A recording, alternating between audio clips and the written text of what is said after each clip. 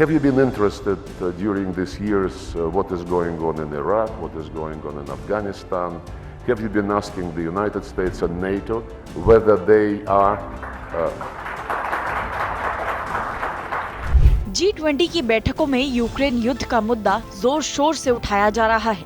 America और पश्चिमी देश यूक्रेन को इस युद्ध के लिए दुनिया में सबसे बड़ा दोषी और अपराधी घोषित करने की कोशिश में जुटे हैं। तो रूस भी जंग के मैदान से लेकर वैश्विक मंचों पर अपनी बात सीना ठोक कर रख रहा है। रूस भी 100 सुनार की एक लोहार की वाली स्टाइल में जवाब दे रहा है।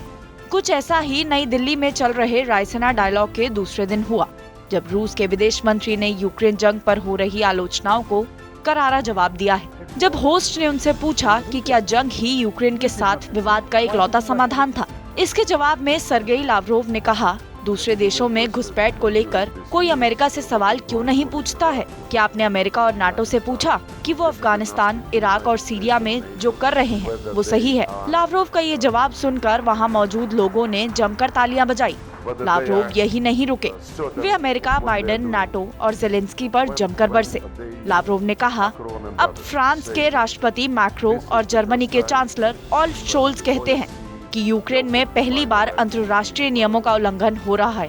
क्या वो 1999 को भूल गए, जब अमेरिका ने सर्बिया पर बम बरसाए थे? अमेरिका के राष्ट्रपति जो बाइडेन उस समय सीनेटर थे, वो डींगे हाँकते नहीं थकते थे कि मेरे दबाव देने पर शांति कायम करने के लिए सर्बिया पर हमला किया गया है।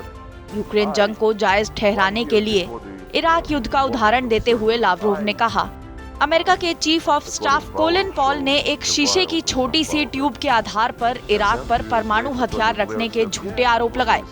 अमेरिका ने पूरे देश को उजाड़ दिया। इतनी बड़ी भूल पर ब्रिटेन के पीएम टोनी ब्लेयर कहते हैं कि हमसे भूल हो गई थी, अब क्या कर सकते हैं। सत्र को संबोधित करते हुए लावरोव ने कहा कि आज यूक्रेन युद्ध का मुद्दा उठाया जा रहा है, लेकिन जब लीबिया, इराक या अफगानिस्तान पर हमला हुआ तो उस पर G20 में चर्चा हुई थी। रूस से पूछा जा रहा है कि क्या वो शांति के लिए तैयार है, लेकिन यूक्रेन के राष्ट्रपति व्लादिमीर जेलेंस्की ने तो राष्ट्रपति व्लादिमीर पुतिन से बातचीत करने को आपराधिक दोष घोषित किया है।